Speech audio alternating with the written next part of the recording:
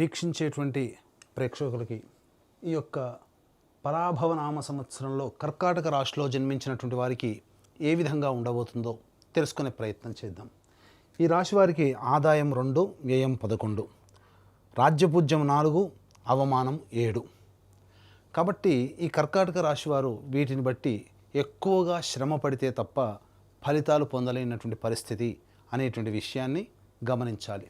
ముఖ్యంగా గమనించినట్లయితే ఈ కర్కాటక రాశి వారికి ప్రధానంగా అష్టమ రాహువు, అలాగే భాగ్యస్థానంలో శని సంచారము, ఈ కారణం చేత గతంలో వలె అనారోగ్యంతో కొంత ఇబ్బంది పడడం ఈ కర్కాటక రాశి వారికి జరగబోతుంది.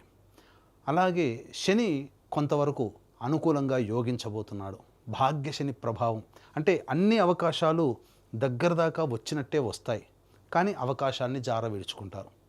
అది స్వయంకృతాపరాధం కావచ్చు, దైవానుగ్రహం లేక వల్ల కావచ్చు, లేదా ఇతరుల యొక్క మోసపూరితమైనటువంటి చర్యల వల్లనైనా కావచ్చు.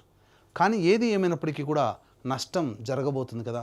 కాబట్టి ఇటువంటి నష్టాల్ని దైవానుగ్రహం చేత మాత్రమే నివారించుకోగలుగుతాం అనే విషయాన్ని గుర్తుపెట్టుకొని దైవానుగ్రహాన్ని నిరంతరం పొందే ప్రయత్నం చేసినట్లయితే మంచి శుభఫలితాలు ఈ కర్కాటక రాశిలో జన్మించినటువంటి వారు పొందుతారని చెప్పవచ్చు. ముఖ్యంగా మే 31వ తారీఖు వరకు కూడా మిథున రాశిలో గురు సంచారం చేస్తున్నటువంటి ఈ కారణం చేత ఖర్చులు అధికంగానే ఉంటాయి, కానీ సద్వ్యయం అవుతుంది. అంతేకాకుండా ఈ మే 31వ తారీఖు లోపల తీర్థయాత్రలు సందర్శించడం, మఠాధిపతులు, పీఠాధిపతులు, కుటుంబ పెద్దలు, మత పెద్దల యొక్క ఆశీర్వచనాలు పొందడం, ఏదైనా శుభకార్యాలలో ఎక్కువగా పాల్గొనడం, ఇతరులకి మీరు వాలంటరీగా సహాయ సహకారాలు మీ వంతు అందించడం, తద్వారా కొంతవరకు యోగాన్ని పొందగలుగుతారని చెప్పవచ్చు. ఈ యొక్క చేసినటువంటి వాలంటరీ సర్వీస్ ఏదైతే ఉంటుందో అది భవిష్యత్తులో మిమ్మల్ని ఆపద సమయంలో కంచుకోటలాగా కాపాడుతుంది అని విషయం మర్చిపోకండి. ఇక జన్మరాశిలోనే మీకు జూన్ 1వ తారీఖు నుంచి అక్టోబర్ 30వ తారీఖు వరకు కూడా జన్మరాశిలో గురు సంచారం చేస్తుండడం, ఈ కారణం చేత ఒక రకంగా చెప్పాలి అనంటే ఈ జన్మరాశిలోనే సంచారం చేస్తున్నటువంటి కారణం చేత పాండవులు రాజ్యభ్రష్టత్వం పొందడం జరిగింది.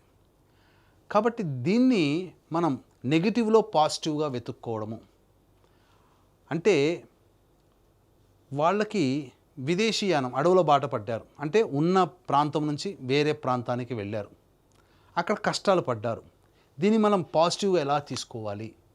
విదేశీయానము, విదేశీ విద్య, దూర ప్రాంతానికి వెళ్ళాలనే కోరిక, అక్కడ స్థిరపడాలి విదేశాల్లో అనే కోరిక ఎవరికైతే ఉంటుందో అటువంటి కోరికని మీరు సంచారం జూన్ 1వ తారీఖు నుంచి అక్టోబర్ 30వ తారీఖు వరకు జన్మరాశిలో సంచారం చేస్తున్నటువంటి గురు ప్రభావంలో కలుగుతుంది. కానీ కష్టాలు ఎదుర్కోక తప్పదు. కాబట్టి కష్టాలు అనేటువంటివి అక్కడ దూర ప్రాంతంకి వెళ్ళినా అక్కడ తప్పవు, కష్టాలు పడక తప్పదు. దానికి మనస్సుని నిశ్చయం చేసుకొని ముందడుగు వేయండి. వీసా రావాలనుకునే వాళ్ళకి ఈ సమయం అనుకూలంగా ఉండబోతుంది, వీసా లభిస్తుంది. లేదా విదేశీయానానికి వెళ్ళాలనుకునే వాళ్ళకి జూన్ 1 నుంచి అక్టోబర్ 30 వరకు అక్కడ మీకు శాంక్షన్ అయిపోతాయి. అన్ని విధాలుగా మీకు అనుకూలంగా ఉంటుందని చెప్పవచ్చు. ఇక అక్టోబర్ 31వ తారీఖు నుంచి జనవరి 24వ తారీఖు వరకు సింహరాశిలో సంచారం చేస్తున్నటువంటి కారణం చేత కర్కాటక రాశి వారికి అన్ని విధాలుగా అనుకూలమైనటువంటి కాలము నవంబర్, డిసెంబర్, జనవరి 24. ఈ కారణం చాలా అద్భుతం. ఇది యోగమైనటువంటి ఫలితాలను ఇస్తుంది. ఈ సమయంలో మిగతా గ్రహాలు ఎట్లా ఉన్నప్పటికీ కూడా గురువు అనుగ్రహం ఉండడం వలన మీరు ఆర్థికంగా ఉన్నతమైనటువంటి స్థానంలో నిలబడగలుగుతారు. చేసే వృత్తి, ఉద్యోగ, వ్యాపారాల్లో మీకు ప్రమోషన్స్ లభించడం కానీ, లేదా సంబంధించినటువంటి వ్యాపారంలో అధిక లాభడులు, ఏ పని చేస్తున్నా ఆ పనులలో ధన ప్రవాహం అధికంగా ఉండడం మంచి జరుగుతుందని చెప్పవచ్చు. ఇక మళ్ళీ జనవరి 24 నుంచి వచ్చే సంవత్సరం ఉగాది వరకు కర్కాటక రాశిలోనే వక్రీకరించున్నటువంటి కారణం చేత కష్ట నష్టములు అనేటువంటివి ఎదుర్కోక తప్పదు ఈ సమయంలో. కాబట్టి జాగ్రత్తలు పాటించండి, కష్టాలు అనేటువంటివి ఉంటాయి. కానీ నవంబర్, డిసెంబర్, జనవరి 24 ఈ 2 నెలల సంబంధించినటువంటి 26 రోజుల పాటు ఏదైతే ఉంటుందో అది మీ జీవితంలో చక్కటి స్థితిగతిని పొందడానికి అవకాశం కల్పిస్తుంది అని చెప్పవచ్చు. అయితే వీక్షించేటువంటి ప్రేక్షకుల్లో కూడా చాలామందికి ఎన్నో ఆశలు, ఆశయాలు, కోరికలు ఉంటాయి. ఈ సంవత్సరమైనా, గత సంవత్సరం కంటే కూడా ఈ సంవత్సరమైనా కానీ ఆనందదాయకంగా మనకు ఉంటుందా లేదా, కోల్పోయినటువంటి దాన్ని మళ్ళీ ఈ సంవత్సరంలో మనం తిరిగి పొందగలుగుతామా అని ప్రతి మనిషికి ఒక ఆశావహ దృక్పథంతో ముందడుగు వేస్తారు. ఇవన్నీ మనం అనుకున్నవన్నీ సక్సెస్ఫుల్గా జరగాలనంటే నవగ్రహాల యొక్క అనుగ్రహం సంపూర్ణంగా కావాలి. అందుకని ఈ కర్కాటక రాశితో పాటుగా 12 రాశుల్లో జన్మించినటువంటి వారికి ఈ నవగ్రహాల యొక్క అనుగ్రహం సంపూర్ణంగా ఉండడం కోసం మన పీఠం ఆధ్వర్యంలో ఏప్రిల్ 1వ తారీఖు చైత్ర పౌర్ణమి రోజున సాయంకాలం 6 గంటలకి అత్యంత శీఘ్ర ఫలితాలను ఇచ్చే 3 నక్షత్రాల్లో ఒకటైనటువంటి హస్తా నక్షత్రం రోజున నవగ్రహ పాశుపత హోమము, అలాగే ఆరోగ్యం కోసం మృత్యుంజయ హోమం, సర్వకార్యాలలో జయం పొందడం కోసం సుదర్శన హోమము, అలాగే దాంపత్య అభివృద్ధి, వివాహ సిద్ధి, ఉద్యోగ ఆర్థికాభివృద్ధి, వీటికి సంబంధించి లక్ష్మీ మూలమంత్ర సంప్రతి లక్ష్మీ సూక్త హోమము, సర్వశాంతులకి సంబంధించి రుద్రహోమం జరిపించి శక్తిపాతము చేసినటువంటి కరుంగలి మాల ఇవ్వడం జరుగుతుంది. కాబట్టి ఈ సర్వదోష నివారణ పూజల హోమాల్లో ఆసక్తి కలిగినటువంటి వాళ్ళు ఏప్రిల్ 1వ తారీఖు మధ్యాహ్నం 3 గంటల లోపల స్క్రీన్పై కనిపిస్తున్నటువంటి నెంబర్కి కాంటాక్ట్ చేసి నమోదు చేసుకోవచ్చు. ఇక తదుపరి భాగమైనటువంటి ఈ యొక్క సంబంధించినటువంటి కర్కాటక రాశిలో జన్మించినటువంటి వారికి ఏ ఏ సమయంలో నిరుద్యోగస్తులకి ఉద్యోగం లభిస్తుంది, ఉద్యోగస్తులకి ప్రమోషన్స్ లభిస్తాయి, లేదా వేరే సంస్థల్లో ప్రయత్నం చేస్తే మంచి జరుగుతుందనే విషయాన్ని తెలుసుకుందాం. ఈ కర్కాటక రాశిలో జన్మించినటువంటి వారికి 17 సెప్టెంబర్ నుంచి 17 అక్టోబర్ వరకు ఉన్నటువంటి కాలము, అలాగే 16 డిసెంబర్ నుంచి 13 జనవరి మధ్య ఉన్నటువంటి కాలము, మరియు 14 ఏప్రిల్ నుంచి 14 జూన్ మధ్య ఉన్నటువంటి కాలము చాలా అనుకూలము. ఈ సమయంలో మీకు తప్పకుండా ఉద్యోగము లభిస్తుంది, ఉద్యోగ అభివృద్ధి కలుగుతుంది, మీకు ప్రమోషన్స్ కానీ కోరుకున్న చోట బదిలీలు కానీ జరుగుతాయి. కేంద్ర రాష్ట్ర ప్రభుత్వ ఉద్యోగస్తుల వారికి సంబంధించి ఈ సంవత్సరం సామాన్యమైనటువంటి ఫలితాలు పొందుతారని చెప్పవచ్చు. ఇక ప్రధానంగా గమనించుకున్నట్లయితే ఈ సంబంధించినటువంటి ఈ యొక్క కుజగ్రహ సంచార ప్రభావం కర్కాటక రాశి వారికి ఏ విధంగా ఉండబోతుంది, 2 ఏప్రిల్ నుంచి 10 మే వరకు ఉన్నటువంటి కాలం ఏదైతే ఉంటుందో ఇది ప్రధానంగా ఆస్తి వ్యవహారాలకు సంబంధించి, గతంలో తాలూకు చేసినటువంటి పనులకి సంబంధించినటువంటి చర్చలకి, వీటన్నిటికీ కూడాను సమయం అనేటువంటిది ఉంటుంది. ఈ సమయంలోనే ఆస్తికి సంబంధించినటువంటి, న్యాయకు సంబంధించినటువంటి వివాదాలకు సంబంధించి, అలాగే విదేశీయానం, విదేశీ ఉద్యోగము వెళ్ళాలనే ఆలోచనకి శ్రీకారం ఈ సమయంలో చుట్టబోతుందని చెప్పవచ్చు.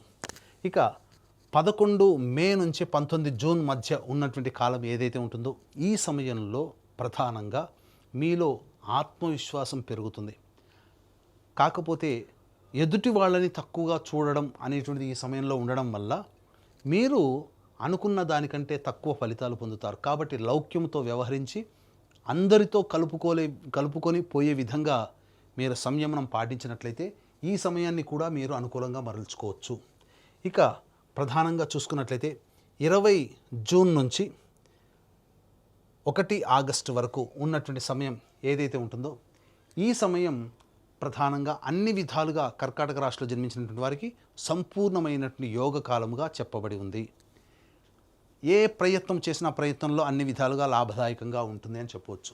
1 ఆగస్టు నుంచి 17 సెప్టెంబర్ మధ్యకాలం ఏదైతే ఉంటుందో ఇది అంత అనుకూలమైనటువంటి సమయం కాదు. వృధా ఖర్చులు పెరుగుతాయి. అన్నిటికంటే మించి ఏ పని చేసినా ఆ పనులలో ఆటంకాలు అనేటువంటివి కలుగుతాయి. ముఖ్యంగా ఉద్యోగ సంబంధముగా దూర ప్రాంతానికి వెళ్ళాల్సినటువంటి పరిస్థితి ఎక్కువగా ఉంటుంది. ప్రయత్నాల్లో ఆటంకాలు ఎదురవుతాయి. 18 సెప్టెంబర్ నుంచి 11 నవంబర్ మధ్యకాలం ఏదైతే ఉంటుందో ఈ సమయము మీలో ఆత్మవిశ్వాసము తగ్గుతుంది. గృహంలో మార్పులు చేర్పులు చోటు చేసుకుంటాయి. ఆల్రెడీ అద్దె ఇంట్లో ఉన్నటువంటి వాళ్ళు వేరే సమయానికి అనగా వేరే ఇంటికి మారాల్సినటువంటి పరిస్థితి వస్తుంది. గృహంలో మరమ్మతులు అనేటువంటివి చేయిస్తారు. 12 నవంబర్ నుంచి 8 మార్చి మధ్య ఉన్నటువంటి కాలం కర్కాటక రాశి వారికి అత్యంత కీలకమైనటువంటి కాలం. ఈ సమయమే మీరు జాగ్రత్తలు పాటించాల్సినటువంటి పరిస్థితి. ఎందుకనంటే కుజస్తంభన అనేటువంటిది జరిగి ప్రధానంగా నష్టము జరిగేటువంటి అవకాశం ఉంటుంది. కాబట్టి ఈ నష్టం అంటే ఏంటి? ధన పరంగా నష్టం కావచ్చు, కుటుంబ పరంగా నష్టం కావచ్చు, అన్నిటికంటే ప్రధానంగా మీకు సంబంధించి ఆరోగ్యపరంగా కానీ లేదా ఇంటికి సంబంధించినటువంటి ఆస్తిపాస్తుల వ్యవహారం పరంగా కానీ చెయ్యని పనికి నేరాన్ని మోపడం, తద్వారా కోర్టుల చుట్టూ తిరగడం లాంటి వ్యవహారాల్లో కానీ ఇలా కొన్ని నష్టాలు అనేటువంటివి ఏర్పడబోతున్నాయి. కాబట్టి గృహపరంగా ఏదైనా కొన్ని చిక్కులు ఇవన్నీ ఈ 12 నవంబర్ నుంచి 8 మార్చి వరకు ఉండబోతాయి. ఈ సమయంలో వీటన్నిటిని అధిగమించి ఆ సమయాన్ని కూడా మనం పాజిటివ్గా మార్చుకోవాలి అనంటే కొంత దైవానుగ్రహాన్ని పొందే ప్రయత్నం చేయడం, అతిగా ఆవేశపడడం అనేటువంటిది చెయ్యకూడదు. మీకు కోపం వస్తుంది, సంఘటనలు అలా ఉంటాయి, సమస్యలు అలాగే పరిస్థితులు అలా వస్తాయి. కానీ మనం సంయమనం కోల్పోకుండా ఆవేశపడకుండా ఉన్నట్లయితే ఈ వచ్చే సమస్యలన్నీ ఇలా వచ్చి అలా వెళ్ళిపోతాయి. కాబట్టి సమస్యల్లో చిక్కుకుపోవాలి అని అనుకుంటే ప్రతిదానికి మీరు రియాక్ట్ అవ్వండి. 12 నవంబర్ నుంచి 8 మార్చి వరకు. లేదు ఆ సమస్యల్ని మనకు వద్దు, మనం ఉన్నవే ఎక్కువ ఉన్నాయి అని అనుకుంటే వచ్చేటువంటి సమస్యలకి మీరు ఆన్సర్ ఇవ్వకండి, సంయమనం పాటించండి. ఇది మీరు తెలుసుకోవాల్సింది. ఇదంతా కావాలి అంటే దైవానుగ్రహం తప్పనిసరి. కాబట్టి ఈ యొక్క కర్కాటక రాశిలో జన్మించినటువంటి వారు దైవానుగ్రహాన్ని పొందే ప్రయత్నం చేయండి. ఇక ముఖ్యంగా ఈ రాశిలో జన్మించినటువంటి విద్యార్థులకి పరీక్షలలో మంచి ఉత్తీర్ణత శాతంతో పొందుతారు. కాకపోతే కాంపిటీషన్ ఎగ్జామ్స్లో ఉన్నప్పుడు మాత్రం అధిక శ్రమ, అధిక ఒత్తిడి ఉంటుంది. కాబట్టి జాగ్రత్తలు పాటించండి. మీరు జ్ఞాపక శక్తి పెంపొందించుకోవడం కోసం యోగాని మీరు అభ్యాసం మొదలుపెట్టండి, ధ్యానం అనేటువంటిది మొదలుపెట్టండి. అన్ని విధాలుగా మీకు మంచి జరుగుతుంది. ఇక ఈ రాశిలో జన్మించినటువంటి క్రీడాకారులకి రివార్డులు, అవార్డులు గతంలో కంటే కూడా ఎక్కువగానే వస్తాయి.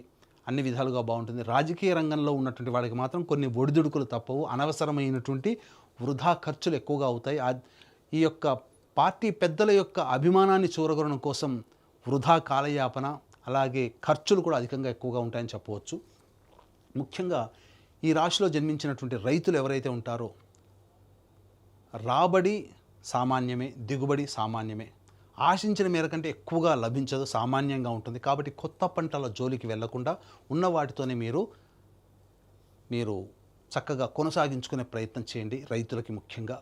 ఇక ఏ రంగంలో ఉన్నటువంటి వాళ్ళకైనప్పటికీ కూడా ప్రధానంగా ఈ అక్టోబర్ 31 నుంచి జనవరి 24వ తారీఖు వరకు ఉన్నటువంటి కాలం కర్కాటక రాశి వారికి అత్యంత యోగ్యమైనటువంటి కాలముగా చెప్పబడి ఉంది.